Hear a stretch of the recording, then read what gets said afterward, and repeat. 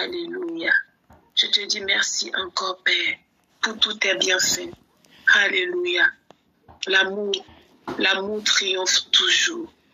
Oui, l'amour triomphe en tout temps. L'amour est plus fort, plus que tout. Merci, Père. Alléluia. Alléluia. C'est Abby, est-ce que tu veux recommander ce moment dans les mains de notre Dieu, s'il te plaît?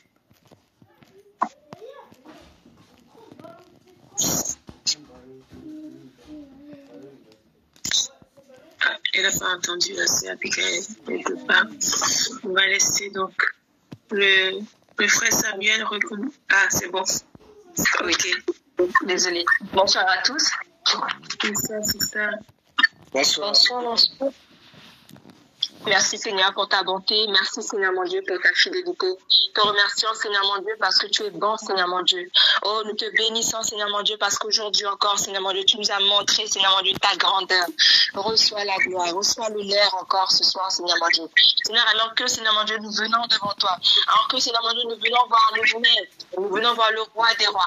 Nous venons Seigneur mon Dieu nous laisser conduire par toi. Nous venons, Seigneur mon Dieu, afin de nous laisser appuyer encore par toi, Seigneur. Prends le contrôle de ce moment, Seigneur mon Dieu. Guide-nous, conduis-nous, Seigneur mon Dieu. Parle à nos cœurs encore, Seigneur mon Dieu. Instruis-nous encore, Seigneur mon Dieu. Je sais que, Seigneur mon Dieu, tu peux parler, Seigneur mon Dieu, par ma sœur. Je sais aussi, Seigneur mon Dieu, qu'à travers juste même peut-être un mot, Seigneur mon Dieu, tu peux aller encore plus loin, Seigneur mon Dieu, et emmener une discussion avec nous, Seigneur mon Dieu. Seigneur mon Dieu, même alors que nous sommes en train de prier, Seigneur mon Dieu, je sais, Seigneur mon Dieu, que tu peux mettre, Seigneur mon Dieu, un sujet dans le cœur de quelqu'un. Je sais que, Seigneur mon Dieu, tu peux t'adresser à quelqu'un, Seigneur mon Dieu, et je te bénis pour cela. Merci pour ta parole. Merci parce que tu fais ton entrée encore, Seigneur mon Dieu, ce soir. Reçois la gloire, reçois l'honneur et fais ton œuvre. Fais ton œuvre, nous sommes là, Seigneur mon Dieu. Nous voulons juste être utilisés par toi. Nous voulons nous disposer, Seigneur mon Dieu, à recevoir de toi. Nous voulons plus de toi, oh Dieu. Reçois la gloire et l'honneur encore, Seigneur.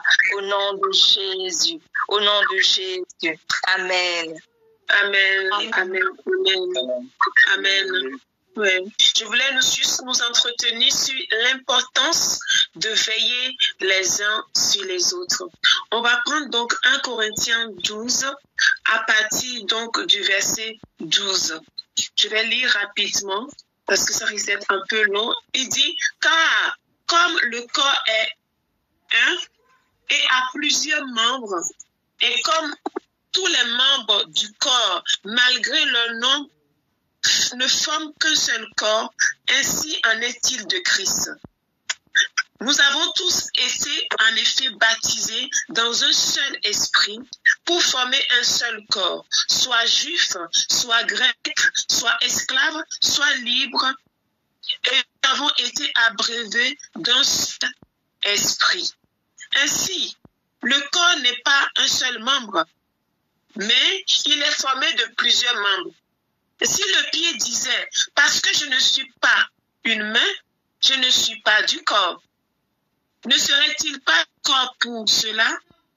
Et si l'oreille disait, parce que je ne suis qu'un œil, je ne suis pas un œil, je ne suis pas du corps, ne serait-elle pas du corps pour cela? Et si tout le corps était œil, où serait donc l'ouïe? Et si tous étaient ouïe, où serait donc l'odorat?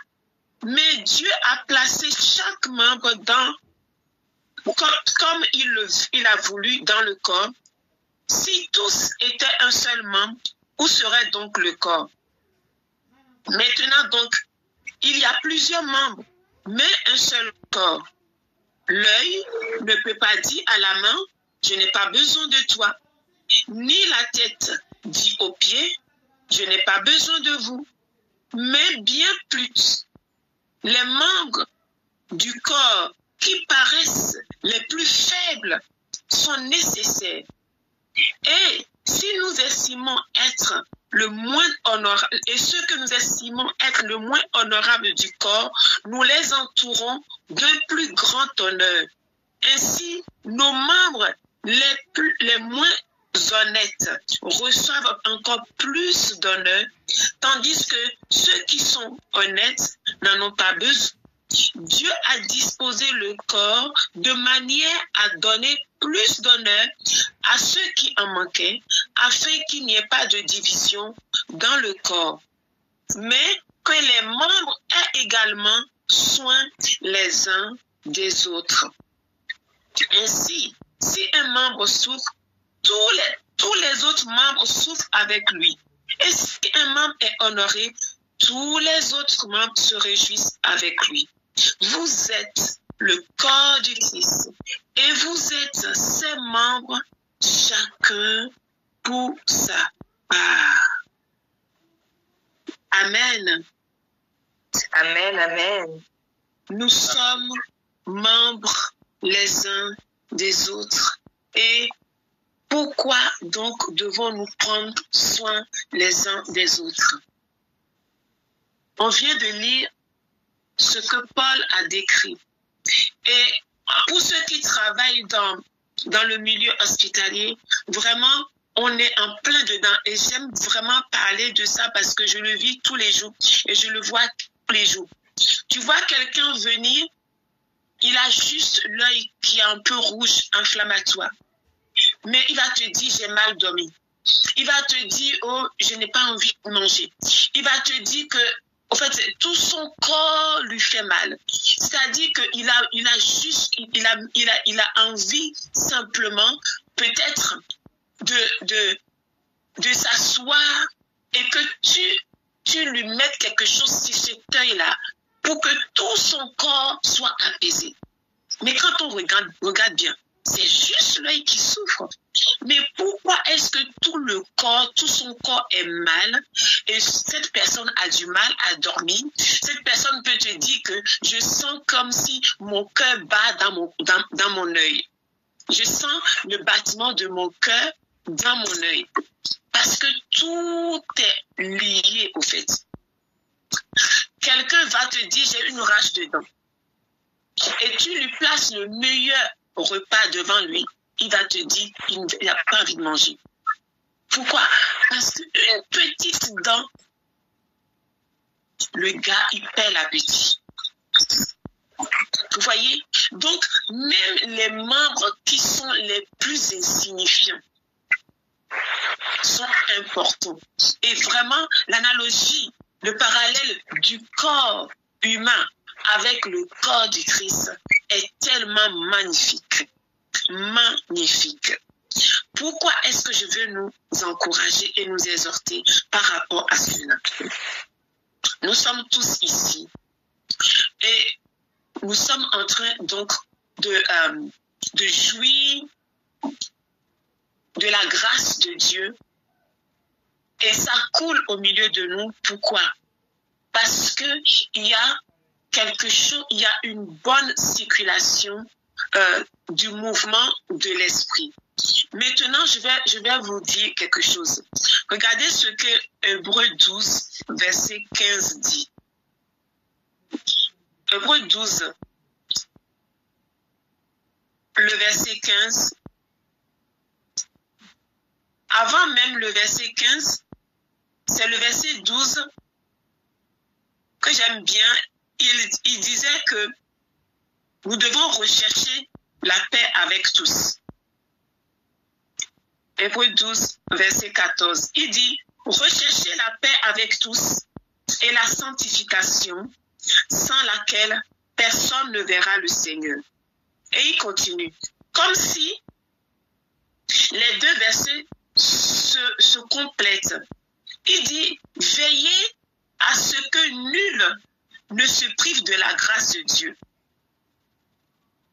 à ce qu'aucune racine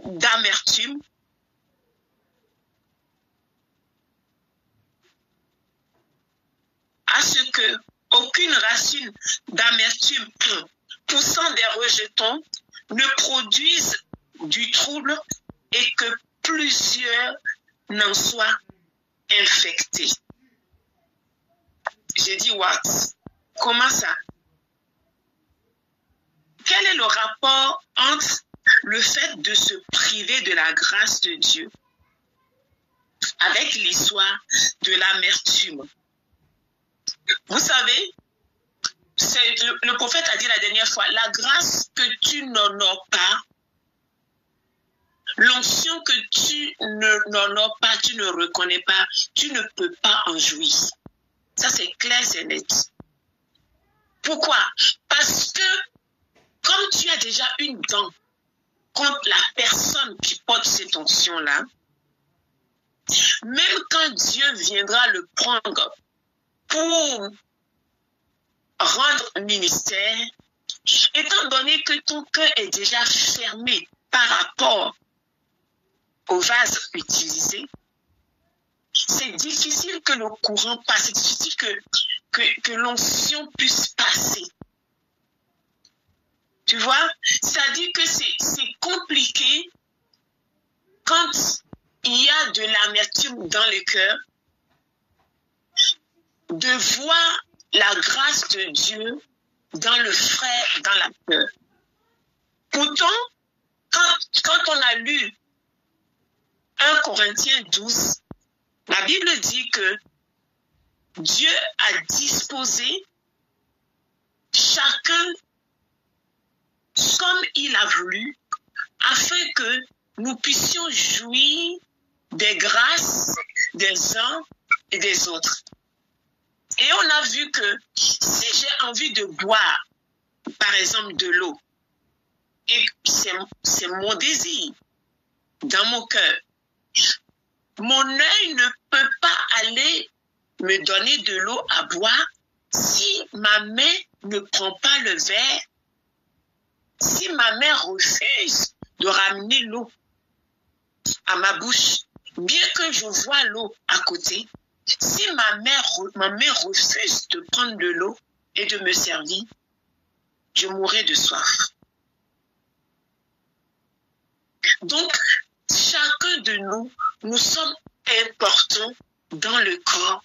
Et pour que l'Église, pour que le corps puisse jouir de toutes les grâces et être solide et être efficace et tenir vraiment et dominer la terre, il faut que même le plus petit parmi nous soit considéré.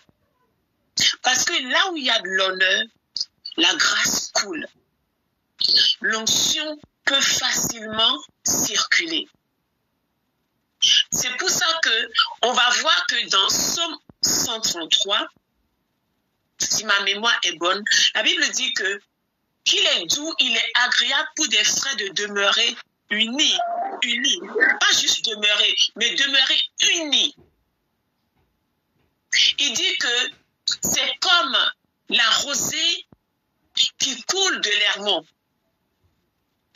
Il dit que c'est comme l'huile la meilleure, c'est-à-dire que l'onction la plus raffinée, l'huile la plus raffinée, l'onction la meilleure, qui coule sur la tête d'Aaron, qui coule sur tout le bord de son vêtement, c'est-à-dire qui dégouline complètement. Et notre souverain sacrificateur ici, nous savons que Aaron pour nous, c'est Jésus-Christ de Nazareth.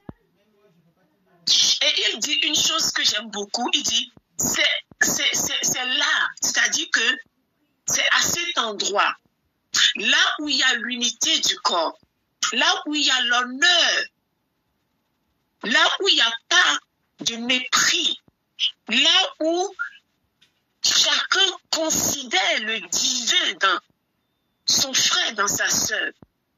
Il dit que c'est là que l'Éternel accorde la grâce, la bénédiction, pas un peu, en abondance. Donc ça veut dire quoi? Ça veut dire que quand il y a manque d'honneur, quand il y a mépris, quand il n'y a pas reconnaissance de grâce, quand il y a l'amertume, même si le Seigneur le veut, le Saint-Esprit ne pourra pas être libre d'œuvrer dans chacun de nous afin que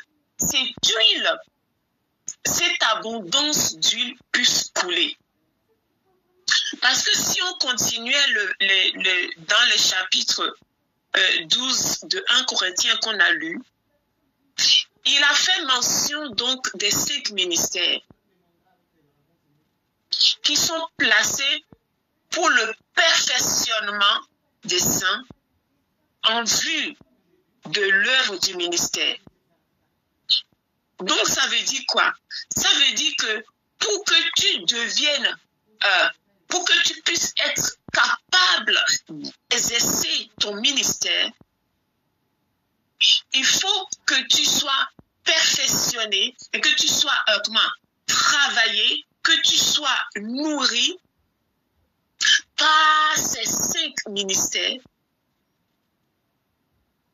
d'ailleurs que tu reconnaisses qui sont importants pour ta vie, que tu reconnaisses leur utilité pour ton ministère, et puisque tu vas les honorer, tu pourras jouir de leur grâce et gagner en statut et être vraiment mature afin de pouvoir rentrer toi aussi dans ton ministère. Et il n'est pas question de oui parce que c'est un enfant, moi je suis plus âgé que lui, ou bien nous ne sommes pas de même ethnie, ou bien il n'est pas de la même couleur de peau que moi, ou bien de toute façon il vient juste de naître dans la foi. Comment se fait-il que je dois être à son école, ou bien qu'est-ce que j'ai à recevoir de lui? Non. Ce qu'on doit savoir et ce qu'on a lu, c'est Dieu qui a placé selon son bon vouloir chaque ministère et chaque frère et chaque sœur. Et de toute façon, comme Dieu veut l'unité, il te rend dépendant de l'autre. Et que tu veuilles ou non, tu ne peux pas à toi seul avoir les 5 ministères à toi. Et là, on parle juste des 5 ministères. Il y a aussi les autres services, comme celui de la libéralité. Il y a les autres dons aussi. Tu vois, comme celui de l'hospitalité. Donc, ça veut dire que le Seigneur sait que pour qu'on ne se donne pas, on ne rentre pas dans l'orgueil et dans l'autosuffisance, il nous a placés dans le corps afin que nous puissions dépendre les uns des autres. Et un corps qui veut être efficace et efficient, c'est un corps qui considère même l'organe le moins honorable, il en prend soin. Permettez-moi ma vulgarité. Il y a un organe que personne ne... Voilà, que tous ici, pour nous, c'est rien du tout. C'est le dernier, c'est l'évacuation, c'est l'anus. Imagine quand tu es constipé. Imagine, quand tu es constipé, l'anus refuse de fonctionner. Je te promets, c'est là que c'est là que tu considères, c'est là que tu te dis, waouh, celui-là aussi est important dans mon corps. Parce que tu vas être tellement mal. Tu peux même jeûner même 3 jours à sec. À cause de la constipation. Donc, nous sommes obligés de prendre soin même de cet organe aussi-là. Donc, si dans le corps, il y en a un qui est là, qui est juste celui-là, qui peut-être, on va dire, oh là là, il ne sert pas à grand-chose. Parce qu'il n'est pas la main, parce qu'il n'est pas l'œil, parce qu'il n'est pas la bouche. La bouche n'a qu'à manger comme il veut. Quand le temps d'évacuer va venir là, il saura qu'il a besoin aussi de l'autre. Vous voyez? Donc, vraiment, il est important que nous puissions prendre soin les uns des autres. J'avais envie de nous faire réaliser une chose. Qu'est-ce qui empêche, oui, je dis ça comme ça, qu'est-ce qui empêche souvent la grâce de couler au milieu de nous?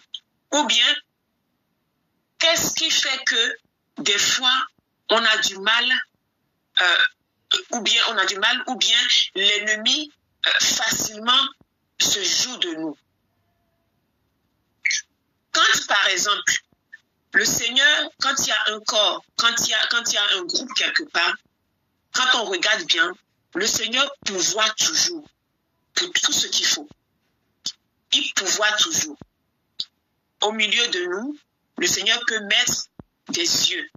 Ça veut dire quoi? Ça veut dire qu'il y en a qui voient rapidement, qui discernent rapidement l'infiltration de l'ennemi. Qui peuvent tout de suite, quand ils sentent qu'un agent mal intentionné arrive là, et tout de suite se met à prier, commence à veiller pour commencer vraiment à dire, Seigneur, si celui-là, il doit demeurer au milieu de nous, tu dois le changer. Ou bien, prier jusqu'à le feu allume et tous les vipères, tous les serpents s'en vont. Mais maintenant, imaginons que il y a un problème et que cette personne qui est placée comme œil, tout le monde le méprise.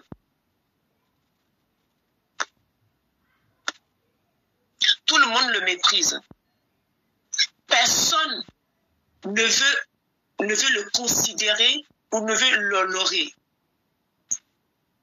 Il commence à avoir mal.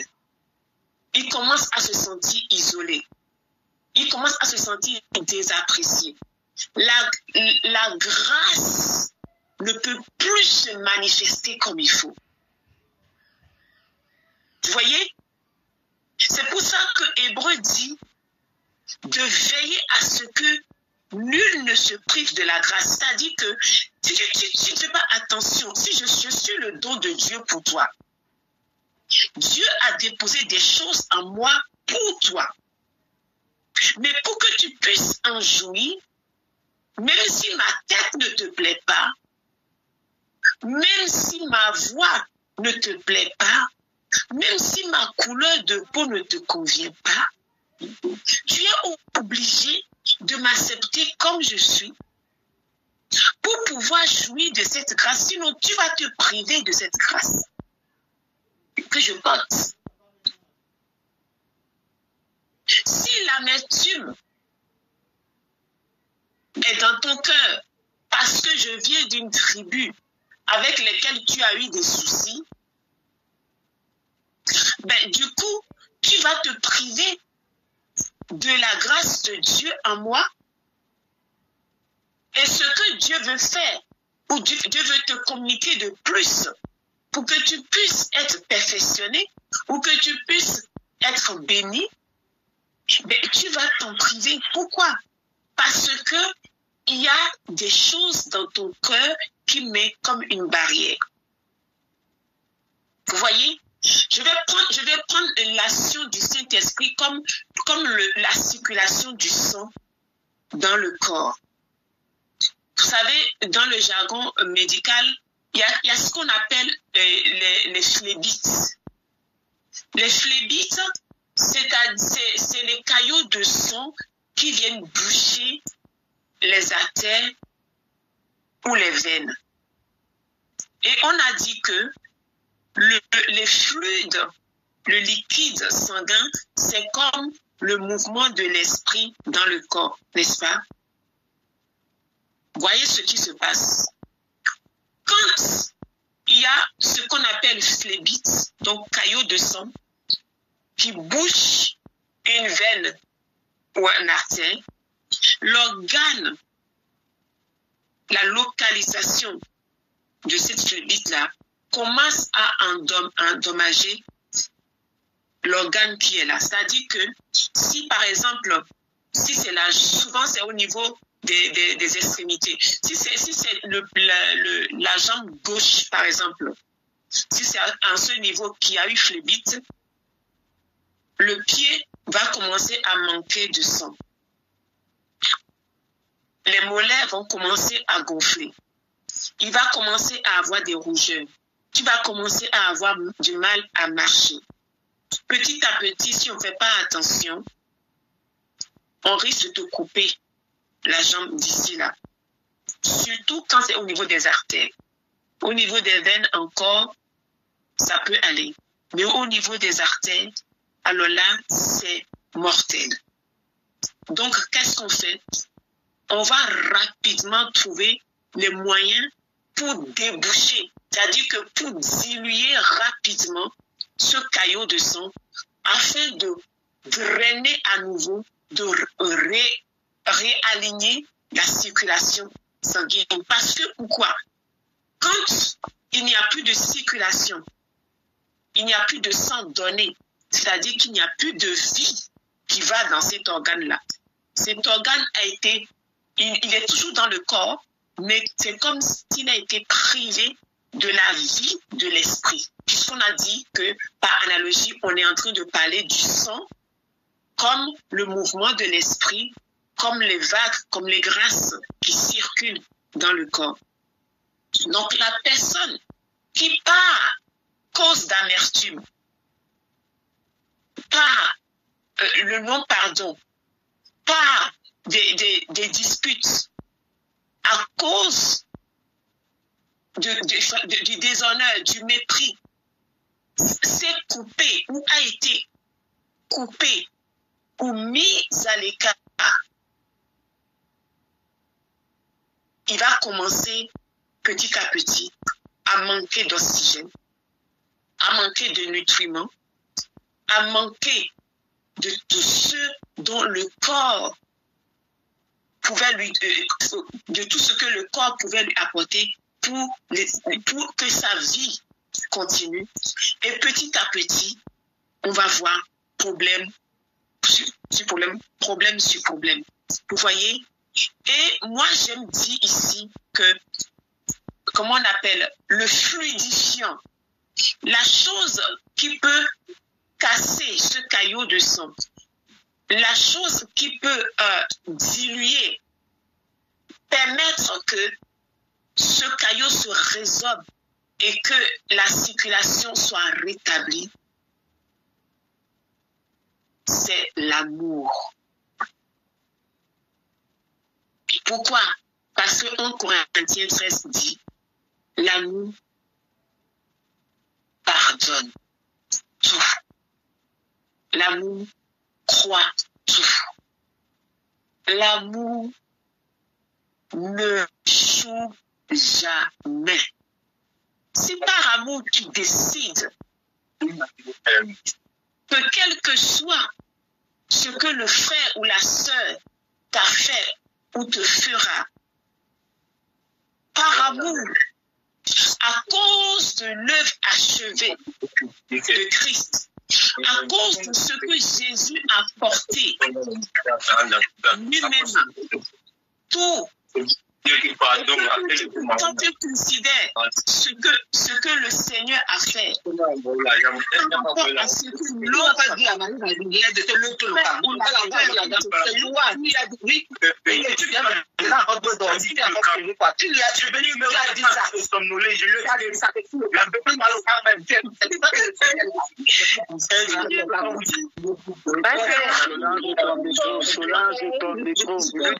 Solange.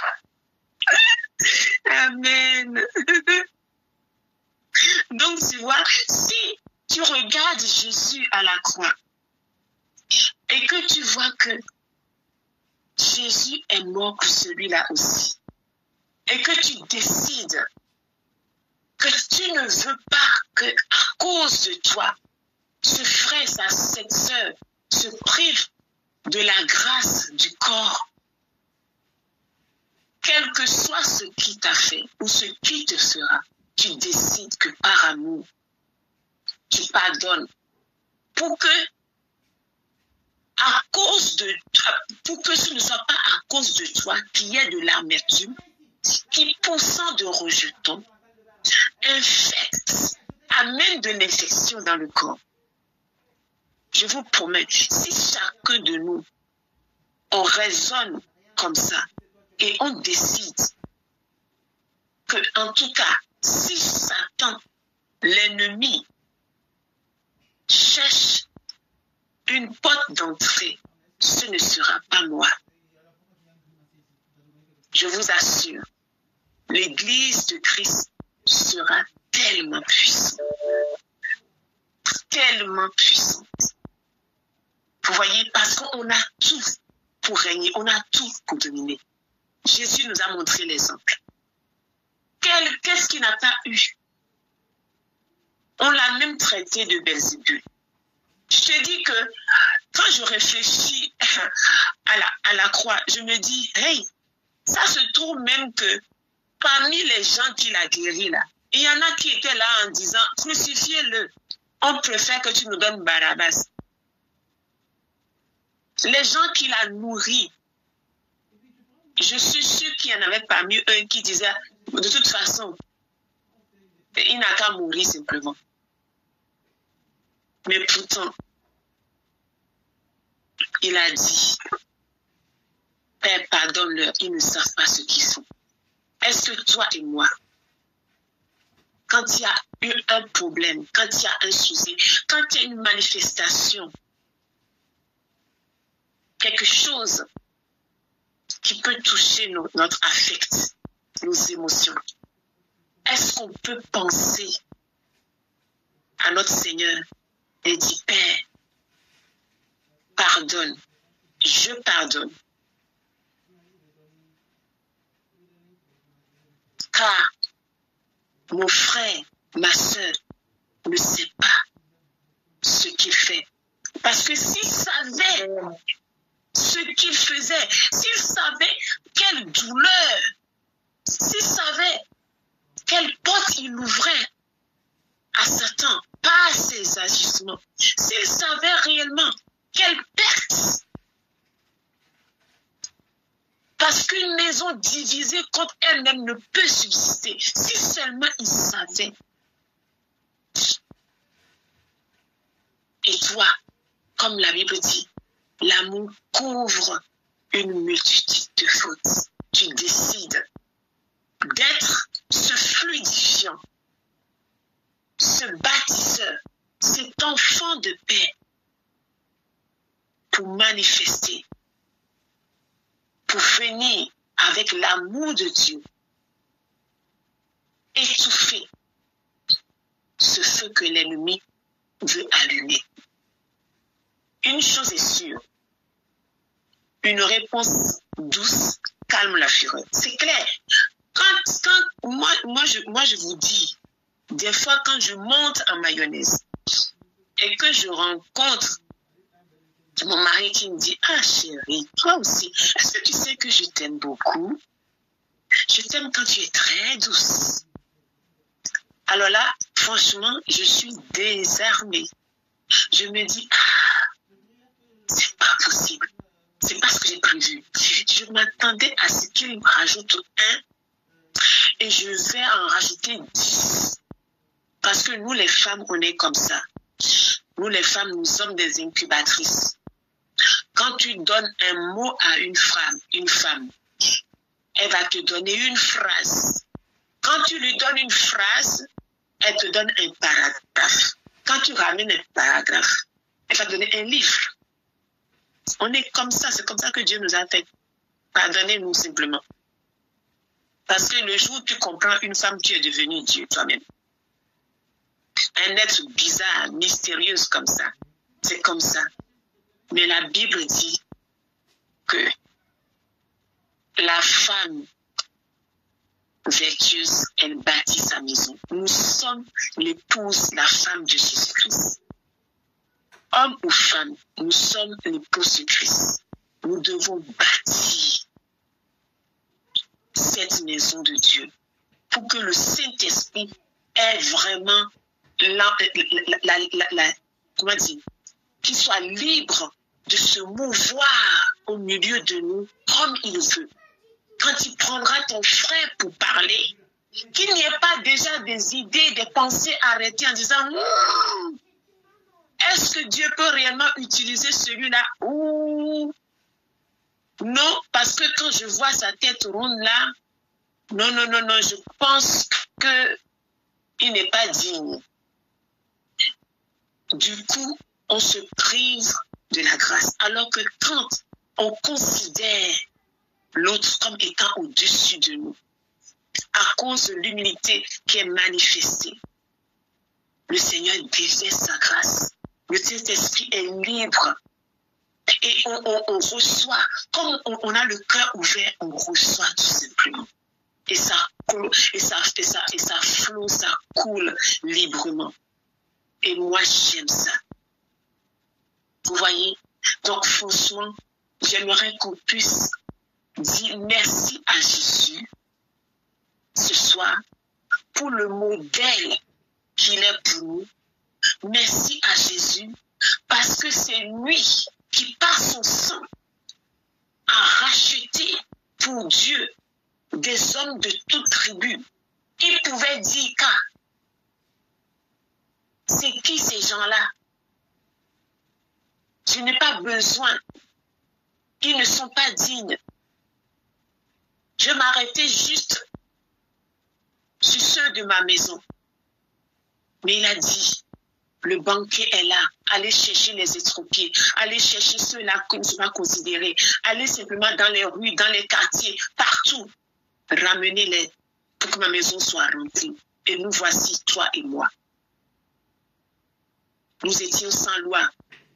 Nous étions sans foi. Privés de cité. Mais aujourd'hui, Dieu a fait de nous ses enfants. Quel grand amour, comme Jean a dit, Dieu a-t-il manifesté à notre égard pour que nous soyons appelés enfants de Dieu. Et nous le sommes réellement. La Bible dit, si tu ne peux pas aimer ton frère que tu vois, comment peux-tu aimer Dieu que tu ne vois pas? Un homme de Dieu a dit, si tu vois un être humain, Satan n'a rien n'a créé personne. Si tu vois un être humain, si tu veux être efficace dans l'évangélisation, si tu veux gagner les âmes pour Dieu, quand tu vois un être humain, ne le regarde pas. Ne regarde pas son apparence. Regarde le divin qui est en lui. Regarde le souffle. C'est-à-dire que si Dieu n'a pas soufflé en lui, il ne serait pas cet être vivant. Regarde simplement le divin qui est en lui. Et dis simplement, je veux faire de mon mieux afin que Dieu ait toute la place dans la vie de cette personne. Parce que Satan n'a créé personne. Vous voyez? Donc, quand je vois mon frère et ma soeur, comme dit le chant, je vois la gloire de Dieu.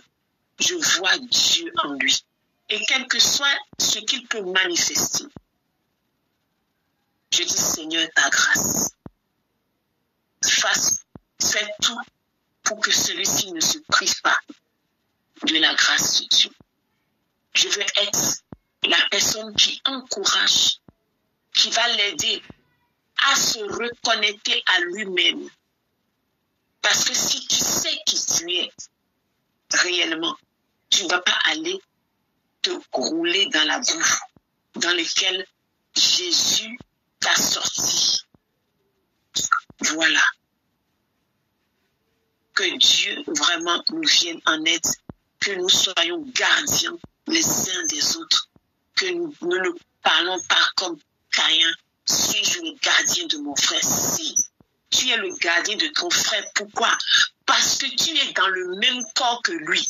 Et s'il y a infection dans un des membres, Si tu penses que tu vas être toi seul tu vas échapper toi seul, tu mens. Parce que quand il y a infection au niveau des membres, ça veut dire que le corps est affaibli. Le corps est amputé d'un des membres. Le corps n'est plus efficace ni efficient comme il faut. Ça veut dire que les virus, les microbes peuvent passer facilement par là et venir t'infecter. Il suffit juste un peu de temps. Et même ta bouche ne pourra même plus parler, tellement que l'infection va gagner ton cœur et va se propager dans tout ton corps. C'est pourquoi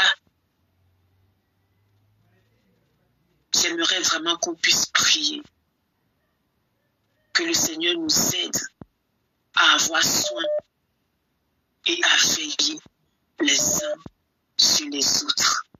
Et quand on dit de veiller,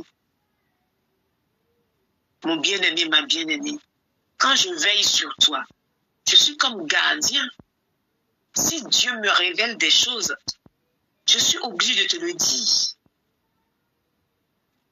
La Bible dit que, professant la vérité dans l'amour, nous croîtrons. Nous sommes ici pour grandir.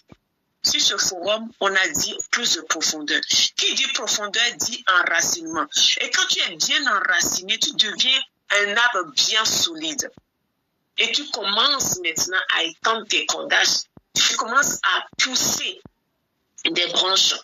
Et les oiseaux pourront venir s'abriter. Donc, dans la croissance, dans notre désir de croître, la Bible dit que c'est en se disant la vérité les uns aux autres, en acceptant la vérité de Jésus, c'est en ne méprisant pas la correction. C'est ainsi que nous pouvons grandir, croître, pas en se taisant sur ce qui ne va pas. Pas en disant la vérité pour blesser. Non, il dit la vérité dans l'amour.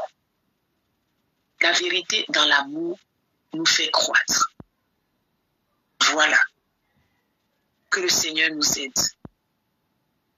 Que le Seigneur nous aide. C'est ce que j'avais à cœur à nous partager. Que le Seigneur nous aide. Je me parle à moi-même. Que le Seigneur m'aide. Que le Seigneur m'aide. Est-ce qu'on peut remercier Jésus d'avoir fait de nous une famille? Regardez, si on pouvait mettre la photo de chacun de nous, aucun de nous ne ressemble à l'autre. Si on pouvait mettre les noms de famille, nous n'avons pas le même nom de famille. Si on pouvait mettre les pays, nous sommes de plusieurs horizons. Mais moi, je vois un bouquet de fleurs. Un bouquet de fleurs. Et je vais te dire ceci. Ne me prive pas de la fleur que tu es. Ne me prive pas de la fleur que tu es. Parce que le bouquet est joli. Quand chaque fleur s'épanouit. Quand chaque fleur est à sa place. Quand chaque fleur vraiment donne son parfum. C'est ça, au fait. L'unité, mais dans la diversité de qui nous sommes. C'est ce que ceci veut. C'est ce qui est beau. Pas que tu sois le copie conforme de Evelyne, ni le copie conforme de Abigail, ni le copie conforme de Adèle. Non. Sois qui tu es, mais sois réellement la nouvelle création. Tu vois, sois qui tu es. On ne veut pas entendre, oui, chez nous, on démarre à cas de tout. Mais non, on n'est plus chez toi. On est maintenant dans le royaume. On ne veut pas, oui, dans ma tribu, c'est comme ça que les femmes sont. Non. Tu es l'épouse de Christ. On veut voir Christ à travers toi. Nos familles sont comme ils sont. Ils nous ont éduqués comme ils ont pu nous éduquer. Mais dans le royaume, il y a des valeurs. Les valeurs que le Saint-Esprit a déversées dans nos cœurs. des valeurs que l'on trouve dans le fruit de l'esprit. C'est ça, au fait. C'est ça que l'on veut voir. Et je vous assure, si tu manifestes le fruit de l'esprit, ça coule. On ne saura plus si moi je suis béninoise, l'autre est camerounais, l'autre est ivoirien, l'autre est guadeloupéen, l'autre est français. Non, il n'y a plus ça. La Bible dit il n'y a plus ni juif ni grec. Nous sommes tous un en Christ. C'est en cela que réellement, on peut réellement jouir de la grâce de Dieu et être fort. Et régner par Christ, lui seul.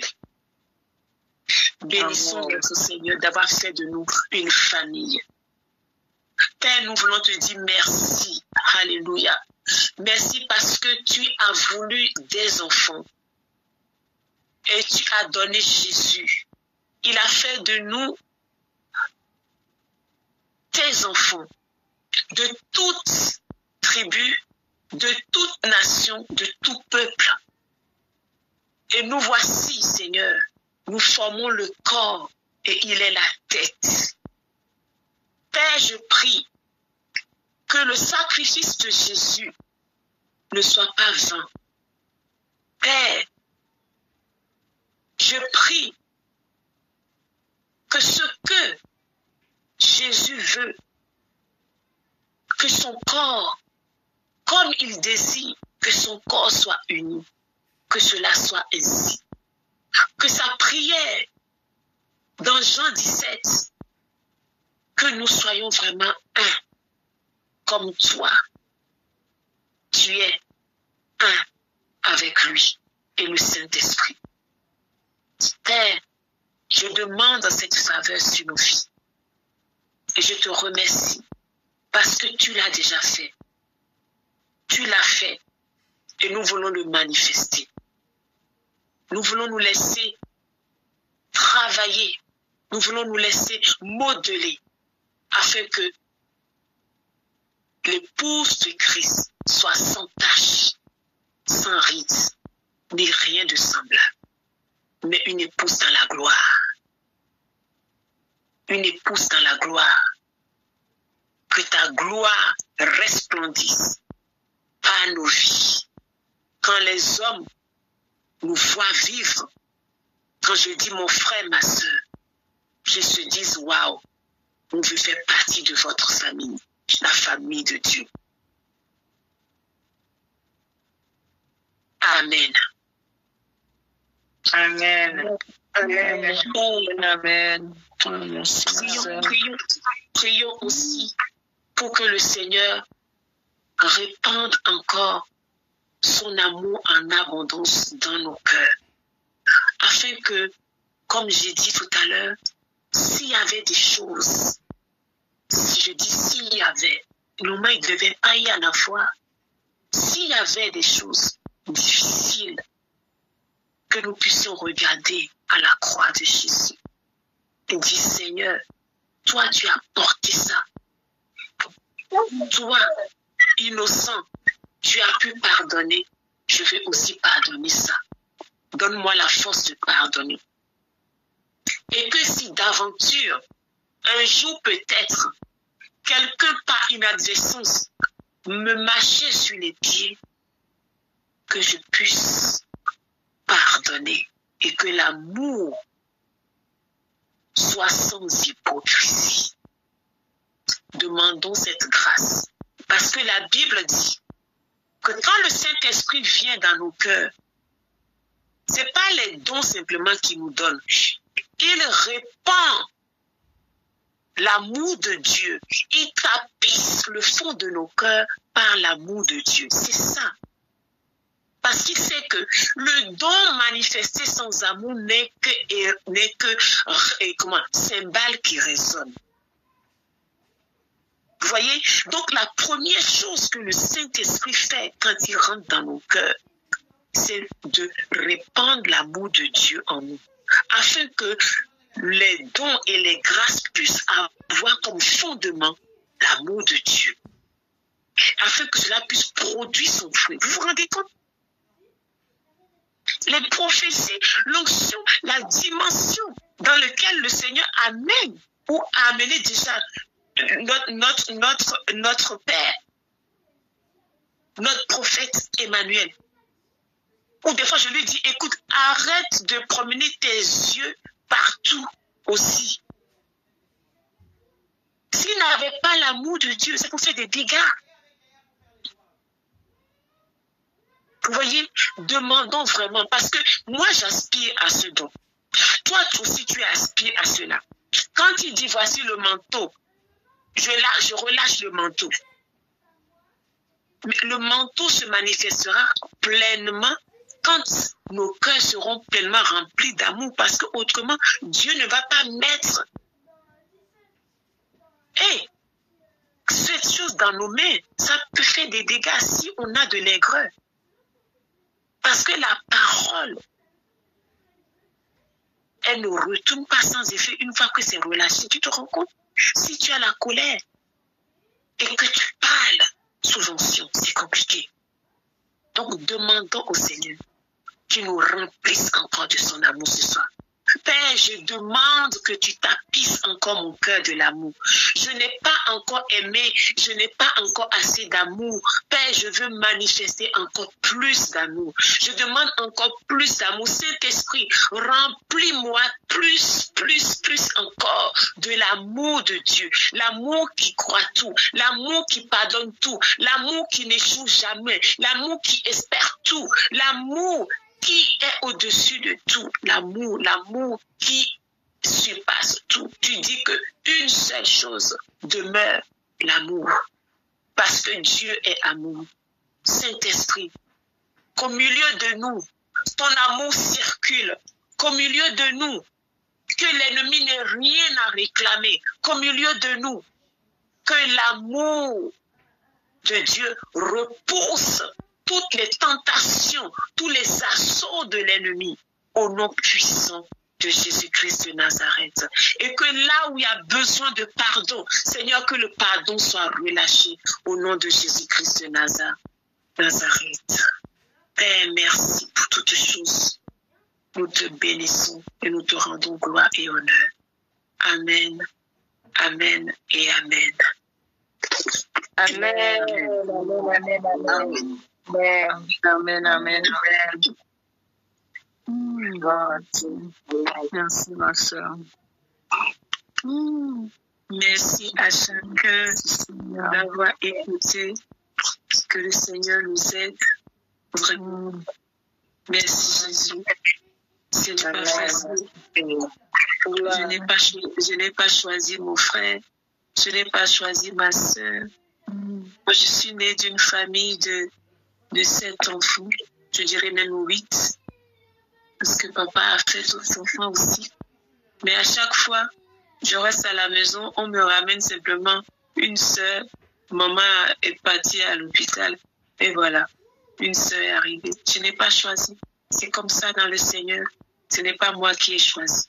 Dieu a choisi, vous a choisi pour que vous soyez mes frères et mes sœurs. Donc, amen. Je vous aime tout simplement. Amen. Amen. Amen. Demeurez bénis, vraiment. Vous également, ma soeur. Amen. Amen. Merci beaucoup. Cette belle famille, une belle famille bénie. Amen. Amen. Amen. Amen. Shalom à tous. Amen. Shalom, shalom. Shalom, shalom. Bonne soirée. Bonne soirée. Amen. Bonne soirée. Merci. Shalom. Fidèle. Shalom. N'hésitez pas à liker, à partager la chaîne et à vous abonner. Soyez bénis.